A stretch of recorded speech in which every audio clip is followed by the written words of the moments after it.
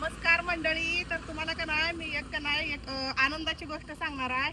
ही माझा प्रसाद, माझा भैड्या, माझं बाळ ह्यानं का नाही काढलेला आहे चॅनल. तुम्हाला माहित झालं असेल कोणाकोणाला. ह्यानं काढलाय चॅनल, त्याचा अजून आम्ही कोलेबच केला नाही बर का. तर ती माझी कशी इच्छा होती त्याच्या ह्याच्यावर व्हायला पाहिजे, पण म्हणलं तुम्हाला पण थोडीशी ओळख करून द्यावं की माझ्या प्रसादनं चॅनल काढलाय. पण तसं काय नाही बरं का.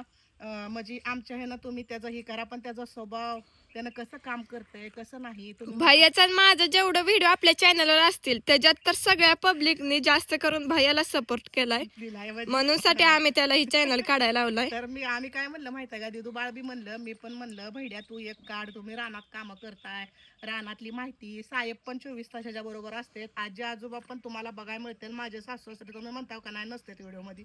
तर आमचं व्हिडिओ घरातलंच असते, तर दिदू बाळाचं आणि माझंच.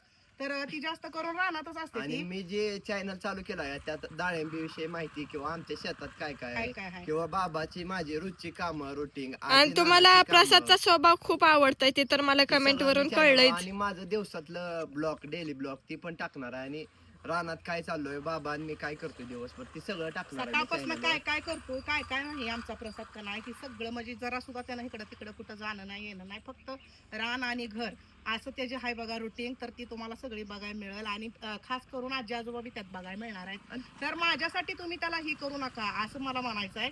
तुम्हाला माझा प्रसादचा स्वभाव कसा आवडतंय तसं तुम्ही त्याला सपोर्ट करत राहा.